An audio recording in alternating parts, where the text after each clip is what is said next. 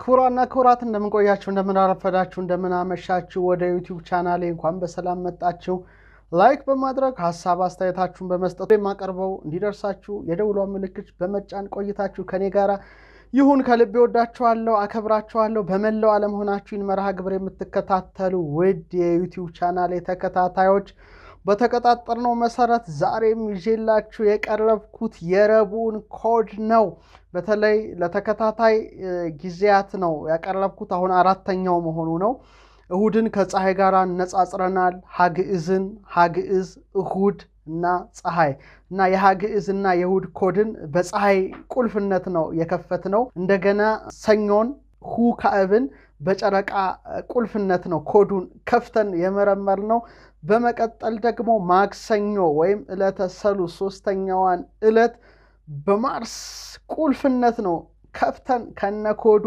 የተመለከትነው በዛሬው ዕለት ደግሞ ዕለተ ረቡዕን ይዤላችሁ ቀርቤያለሁ ዕለተ ረቡዕ ማለት አራተኛ ማለት ነው ሐራብ ማለት ደግሞ አራተኛው ፊደል ነው አሁን ደግሞ ረቡዕን ሐራብን በአጣርድ ወይም በሜርኩሪ ቁልፍነት ነው ከፍቼ የማሳያችሁ ስለዚህ ቆይታችሁ ከኔ ጋራ ይሁን ሌላው ባለፈው እንደነገርኳችሁ ማዛሮት አማዞን ላይ ወጥቷል በዚህም ደስ ብሎኛል ክቡራን ተመልካቾቻችን ቀጥታ አማዞን ላይ በማዘዝ ቤታችሁ ድረስ ይመጣላችኋል ሃርድ ኮፒው በውጭ ሀገር ላላችሁ ማለቴ ነው በጣም ጥሩ እድል ነው ብዬ አስባለሁ እና የገዛችሁ በምስጢሩ እንድትራቀቁ ሐሳብ አስተያየቴን እሰጣችኋለሁ ጊዜው የእውቀት የጥበብ የማስተዋል በመሆኑ በዚህ ላይ እንድትሸጋገሩ መልእክቴን በማስተላለፍ አሁን የረቡዕን ኮድ ወይም የሐራብን ኮድ ቀደምት ኢትዮጵያውያን ለምን ለአጣርድ ወይም ለሜርኩሪ እንደሰጡ ምስጢሩን ነው ዘርዘር አድርገን የምናየው በመሰረታዊ ነገሩ ማሳያችሁ ብራና ላይ እንደምትመለከቱት ወዳግማይ ሰማይ ሃሎ አህዱ ኮከብ ዘስሙ ሜርኩሪው ዘውዕቱ አጣርድ ይሉታል ቀደምቶቹ ሊቃውንት ሜርኩሪው ይሉታል እና ይህ ፕላኔት ፍቺው አጣርድ የሚል እንደሆነ ግዝፈቱን ወደ 10723 መርህብ ሜዳ እንደከፈሉት እዚህ ላይ እናያለን በጣም ይገርማል አጣርድ ማለት ሚመጣ ይሉታል ሊቃውንት ሚመጣ ይሉታል ኦጣርድ ይላል በአረብኛው አጣርድ ሚመጣ እንደማለት ነው በዕብራይስጥ ደግሞ ፕላኔት ሜርኩሪ ካታብ ትባላለች ፍቺዋ ኃያል ጠንካራ የሚመጣ የሚል ፍቺን ትምትሰጥ ናት ሌላው ኮካብ ይሉታል ወይም ኮካብ ይሏታል በክበብ ወይም በዑደት የሚመጣ ነው ኮካብ ማለት ከቢቦት መክበብ ዑደት በዑደት የሚመጣ ማለት ነው በቅብጦች ቶት ይሉት ነበር ወይም ፒራሚስ ይሉት ነበር ፍቺውም የመጣው የሚመጣው እንደማለት ነው በላቲን ደግሞ መርኮሪየስ ይሉት ነበር ጥንት ፍቺው ዳግመኛ መምጣት ወይም ዑደት ማድረግ ነው ስለዚህ ፍቺውን በዚህ መልኩ የሜርኩሪን ካየን ቀደምቶቹ ለምን ለዕለተ ረቡዕ ሜርኩሪን ሰጡ ምግብና የሚለውን ነው በዝርዝር የምናየው ይሄም የሆነበት ምክንያት በቅዱሱ መጽሐፍ ላይ እንደምናነበው እግዚአብሔር ሁለት ታላላቅ ብርሃኖችን አደረገ ትልቁ ብርሃን በቀን እንዲሰለጥን ትንሹ ብርሃን ጨረቃ ማለት ነው በሌሊት እንዲሰለጥን ሌሎችን ከዋክብት ደግሞ እንዳደረገ ይጽፋል ስለዚህ ምልክት የሚሆኑ መልእክተኞች የሆኑ ፀሐይ መልእክተኛ ናት ጨረቃ መልእክተኛ ናት ምሳሌ በውስጡ አለ በተለይ ከዋክብት መልእክተኞች ተብለው ይታወቃሉ ምክንያቱም የተፈጠሩበት ዓላማ ለምልክትም ጭምር በመሆኑ ነው እና እንደ መልእክተኛ ይታያሉ አጣርድም ወይም ሜርኩሪም መልእክተኛ ይባላል ለምን እንደዛ እንደተባለ በዝርዝር በኋላ ላይ የምነግራችሁ ይሆናል ሜርኩሪም በጣም ፈጣን መልእክተኛ ተብሏል ስለዚህ መልእክተኞች የሆኑት ፀሐይ ጨረቃ ከዋክብት የተፈጠሩት በዕለተ ረቡዕ ነውና አጣርድም ወይም ፕላኔት አጣርድ ወይም ሜርኩሪ ፈጣን መልእክተኛ ሆኖ ይታያልና ስለዚህ መልእክተኞቹ ፀሐይ ጨረቃ ከዋክብት በተፈጠሩበት ዕለት ምግብናው እንዲሆን ቀደምቶቹ አድርገዋል ማለት ነው እንደ ፈጣን መልእክተኛ የታየበት ምክንያት ምንድነው ካሉት ፕላኔቶች ሁሉ ሜርኩሪ ከፀሐይ አይርቅም የሚገርመው ከፀሐይ ጋር ካለመራቁ ጋር ደግሞ ተያይዞ ፀሐይ እንደገባች በምዕራብ ሲታይ ጠዋት ላይ ደግሞ ፀሐይ ከመውጣቷ በፊት በስተምስራቅ ቀድሞ ይታያል እንደገና ደግሞ በሰማይ ላይ በፍጥነት ተጉዞ ይሰወራልና እንደ ፈጣን መልእክተኛ ይታያል። ይሄ በአይናችሁ የምታዩት ነው። ይሄ ምንም አዲስ ነገር አይደለም። ስለዚህ እንደ ፈጣን መልእክተኛ በመታየቱ ቀደምቶቹ ሜርኩሪን ምግብናውን መልእክተኞች የሆኑ ሰማያውያን ብሩሃን አካላት በተፈጠሩበት በዕለተ ረቡዕ ማድረጋቸው ምን ያህል አጣርድን ሜርኩሪን ሲገባ ሲወጣ እንዳጠኑት የሚያሳይ ነው። በጣም ለረጅም ሰዓት ሰማይ ላይ ታይታ እቺ ፕላኔት አለመቆየቷ ያው እንደሚታወቀው ለፀሐይ ካላት ቅርበት አንፃር ማየት እንችላለን። በመሆኑም ከፀሐይ ጋራ ብዙ ባለመራቋ እንደገባሽ በምዕራብ ትታያለች። ጠዋት ላይ ደግሞ ከፀሐይ ከመውጣቷ በፊት በስተምስራቅ ቀድማ ትታያለችና እንደገና ደግሞ በፍጥነት ተጉዛ ትሰወራለችና ፈጣን መልእክተኛ ተብላለችና መልእክተኞቹ ብሩሃን አካላት ወይም ለምልክት የተፈጠሩ ብሩሃን አካላት በተፈጠሩበት በዕለተ ረቡዕ ምግብናዋ ተሰጥቷታል ማለት ነው። ያው ሜርኩሪ 29 ዲግሪ በላይ ርቃ አታውቅም ከፀሐይ። በጣም የሚገርመው ነገር መሬት ደግሞ በሰዓት ያው ታውቃላችሁ ወደ 15 ዲግሪ ዑደት ስለምታደርግ ሜርኩሪን ሰማይ ላይ ማየት አንችልምና ቢያንስ ለ2 ሰዓት ብቻ ነው በአይናችን ማየት የምንችለው። ስለዚህ ጊዜዋን ጠብቃችሁ ማየት ትችላላችሁ። ሜርኩሪ ቅድም እንዳልኳችሁ ቀድማ በፍጥነት ተጉዛ ስትሰወር ራሱ በአይናችሁ ማየት ትችላላችሁና በቢያዛ ለ2 ሰዓት ብቻ ነው እቺን ፕላኔት ማየት የምንችለው። ሌላው ከፀሐይ ካለመራቋ ጋራ ተያይዞ ፀሐይ እንደገባች በምዕራብ ትታያለች። ጠዋት ላይ ደግሞ ፀሐይ ከመውጣቷ በፊት ያው በስተምስራቅ ትታያለች ማለት ነው። ይገርማልና ሌላው ሜርኩሪ ካላት አነስተኛ ስበት አንፃር ከባቢ አየር ወይም አትሞስፌር የላትም ይላል የሳይንሱ ጥናት የሚያመለክተው። ምንም ጨረቃ የላትም። ጨረቃን ስናነሳ ባለፈው ጊዜ ማርስን፣ ፎቦስና ዴሞስን አይተናል። እነ ጁፒተርን እነ ሳተርንን በኋላ ምናያቸው ይሆናሉ በሚቀጥለው መርሃ ግብር ስንመለከት። መሬታችንን ያው የመሬታችን ጨረቃና ሰኞን በደንብ አድርገን አነጻጽረን አይተናል። ሜርኩሪ ግን ምንም አይነት ወይም አጣርድ በውስጧ ጨረቃ የላትም። መጠኗና ገጽታዋ ደግሞ በብዙ መልኩ ከመሬት ጨረቃ ጋር ይመሳሰላል። የሚገርመው ነገር አነስተኛ መግነጢሳዊ ኃይል ያላት ስትሆን የመሽከርከር ፍጥነቷም ያው እንደሚታወቀው በጣም ቀስ ያለ ነው። ሌላው የሙቀት መጠኗ በጣም የሚቀያየሩባት ሜርኩሪ በስርዓተ ፀሐይ ውስጥ ሞቃት ከሚባሉት አይነት ሙቀት ያላት ስትሆን ፕላኔቶች ስትሆን ይህም ወደ 426 ዲግሪ ሴንቲግሬድ ይደርሳል። በጣም ከፍተኛ ነው። 426 ዲግሪ ሴንቲግሬድ ይደርሳል። በምሽት እንዲሁ ደግሞ በጣም ቀዝቃዛ ከሚባሉት አይነት ደግሞ የሚመደብ ነው። አሁንም መጠኑም ወደ -173 ዲግሪ ሴንቲግሬድ ይደርሳል። እስከ ታች ድረስ ይወርዳል ማለት ነው። በጣም ቀዝቃዛ ነው።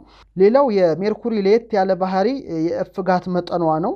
ይህም እንግዲህ ከሲልኬት አለት አንጻር እፍጋቱ የጨመረ ንጥረ ነገርን ይዛለች እንደማለት ያስኬዳል። በዚህ ስሌት ከሆነ ብዙዎቹ ላይ የሚገኘው አይረን ነውና ሜርኩሪ ወደ ከ70% ውስጥ ብረት ወደ 30% ሲልኬት አለት ይኖራታል ብሎ ሳይንስ ደምድሟል። ካጠናው ጥናት የተነሳ የብረት ንጥረ ነገር በሜርኩሪ ላይ በብዛት መገኘቱን ሳይንስ በዝርዝር ያስቀምጣል። ይሄም የሚገርም ነው። እንግዲህ በራሷ ዛቢያ አንድ ለመሽከርከር የሚፈጅባት ጊዜ ያው 58.65 ቀናት ናቸው። ፀሐይን አንዴ ለመዞር ደግሞ 87.97 ቀናት ይፈጅባታል። መጠነቁሷም ያው 0.328 ሲባዛ 10 ርቢ 24 ኪሎ ግራም ናት እና የመሬት 1/20 ያህል ታንሳለች ማለት ነው። ይሄም መታወቅ አለበት። ግማዘንጓ ወይም ዳያሜትሯ ወደ 4879 ኪሎ ሜትር ነው። አማካይ ሙቀት መጠኗ ደግሞ ወደ 167 ዲግሪ ሴንቲግሬድ ይደርሳል። ክቡራን ተመልካቾቻችን ሌላው በሚገርም መልኩ በ1974 ዓመተ ምህረት ያው ማሪነር 10 የተባለች መንኮራኩር ሜርኩሪን ጎብኝታታለች በደንብ አድርጋ። በ2008 ዓመተ ምህረት ደግሞ ሜሴንጀር የተባለች መንኮራኩር ያው ሜርኩሪን ልታጠና ተልካለች። አጣርድን ወይም ሜርኩሪን ቀደምቶቹ ከዕለተ ረቡዕ ጋራ አነጻጽረዋታል። ምግብናዋን ለዕለተ ረቡዕ ሰጥተዋል። ይኸውም ስክሪኑ ላይ እንደምታዩት ወምድር ሳሎት በማይከል ሰማይ አምሳለ ነጥብ ይላሉ። ምድርን እንደ ነጥብ በሰማይ መካከል ያያዋታል። ከዛ በኋላ እነዚህ 7ቱ ከዋክብት 7ቱ ለታት መመገባቸው ወይም 7ቱ ብሩሃን አካላት ፀሐይ እሁድን፣ ጨረቃ ሰኞን፣ መሪህ ወይም ማርስ ማክሰኞን፣ አጣርድ እንደምታዩት ስክሪኑ ላይ ረቡዕን ወካይ አድርገው ቀደምት ሊቃውንት አስቀምጠውልናል ማለት ነው።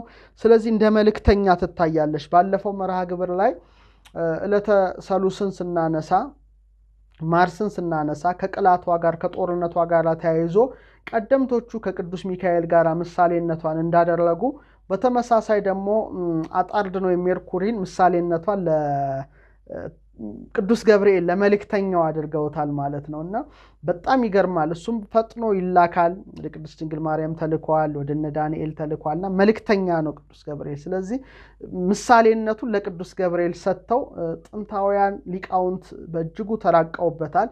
ይህን መራቀቃቸውን ደግሞ ማዛሮት መጽሐፍን በማንበብ እናንተም እንድትራቀቁበት በዚሁ አጋጣሚ መልእክቴን አስተላልፍላችኋለሁ ክቡራን ተመልካቾቻችን። ስለዚህ በደንብ አድርጎ እየገባችሁ እንደሆነ ገብቶኛል። ስለዚህ ኤቢሲዲ ከማለታችን በፊት ሀግዕዝ፣ ሁካዕብ፣ ሂሳልስ፣ ሐራብ፣ ሄያምስ፣ ህሳድስ፣ ሆሳብ ብለን ብንማር ኖሮ የፕላኔትን ኮድ እናገኝ ነበረና ምን ያህል ትልልቅ ዕውቀቶችን እንደጣልናቸው እንደተውናቸው እንዳላወቅናቸውም የሚያሳይ ይመስለኛል። ስለዚህ ወደ ማንነታችን እንድንመለስ ትልልቅ የከበሩ ነገሮች አጠገባችን እንዳሉ እንድናይ ነው በዚሁ አጋጣሚ መልእክቴን ማስተላልፈው። ሰው እንግዲህ ራሱን መመልከት ሲጀምር አንሴስተሮቹ ትውልዶቹ ያስቀመጡለትን ዕውቀት መመርመር ሲጀምር እጅግ ወደ ከፍታ መምጣቱ አይቀርምና እንግዲህ ቀደምቶቹ እንደዚህ አድርገው በፕላኔቶች ኮድ ላይ በፕላኔቶች መልክ ላይ መልክዓ ማርስን ከለተሰሉስ ምድር ጋር እንዴት አድርገው አቀናጅተው አሰናስለው አመስጥረው አላቀው እንዳቀረቡ እንግዲህ በተከታታይ ያቀረብኩላችሁ እገኛለሁ። ቀጣይ እንግዲህ ማቀርብላችሁ ሐሙስን ነው። እንግዲህ የሐሙስ መጋቢ ደግሞ ወይም የሐሙስን እና ሀግዕዝ፣ ሁካዕብ፣ ሂሳልስ፣ ሐራብ፣ ሄያምስና ሐሙስን ሄያምስ አምስተኛ ነው፣ ሐሙስም አምስተኛ ነው። የሱን ኮድ ደግሞ በሚቀጥለው ጊዜ በጁፒተር ቁልፍነት ነው ምንቆልፈው። ጁፒተር ምሳሌነቱ እጅግ ይገርማል። ቀጥሎ የአርብን ኮድ ደግሞ በዝሁራዊም በቬኑስ ነው ምንከፍተው። ይሄ በጣም የሚገርም መራቀቅ ነው ቀደምቶቹ የተራቀቁበትና ምን ያህል ታላላቅ አባቶች እናቶች የነበሩባት ምድር እንደሆነች እንድታከብሯት ያስፈልጋል ማለት ነው እና በዚሁ አጋጣሚ ክብር ለቀደምት አባቶቻችንና እናቶቻችን ማለት እወዳለሁ። በተረፈ ዘመኑ የዕውቀት የጥበብ የመራቀቅ ዘመን ነውና በተቻላችሁ አቅም አንድሮሜዳ ቁጥር 1 ቁጥር 2ን ገዝታችሁ አንቡ፣ ለልጆቻችሁ ገዝታችሁ ስጡ። ማዛሮትም ወጥቷል። ማዛሮት ደግሞ አማዞን ላይ ጭምር ተጭኗል። ኦርደር እያደረጋችሁ ቤታችሁ ድረስ እያመጣችሁ ለልጆቻችሁ እንድታስተምሩ በዚሁ አጋጣሚ መልእክቴን አስተላልፋለሁ። ስለዚህ ዛሬ ረቡዕ ማለት አራተኛ መሆኑን አይተናል።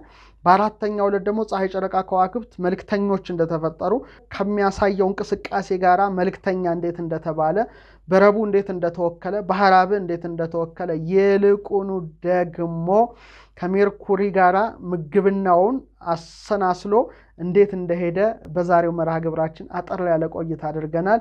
ያመለጣችሁ ተመልካቾቻችን ካላችሁ ሀግዕዝንና እሁድን እንዴት በፀሐይ እንደተመሰሉ፣ ሰኞና ሁካዕብን በጨረቃ እንዴት እንደተመሰሉ፣ ሰሉስን ወይም ማክሰኞንና ሂሳልስን በተለይ በሰሉስንና ሰሉስ ማክሰኞ ማለት ነው፣ ሂሳልስን በመሪህ ወይም በማርስ እንዴት እንደተመሰሉ ያለፉት ቪዲዮዎችን እንድታዩ በዚሁ አጋጣሚ በማስተላለፍ ዲስክሪፕሽን ቦክሱ ላይ የአማዞኑን ሊንክ አስቀምጬላችኋለሁ። በተረፈ ዕውቀት፣ እውነት፣ እምነት፣ ማስተዋል፣ ጥበብ ሰውን ነፃ ያወጣሉና በእነዚህ ላይ እንድትመላለሱ መልእክቴን በማስተላለፍ በሚቀጥለው ጊዜ ጁፒተርን፣ ሐሙስን፣ ሄያምስን ኮዱን ይዤላችሁ ቀርባለሁ። ሰላም ሁኑ።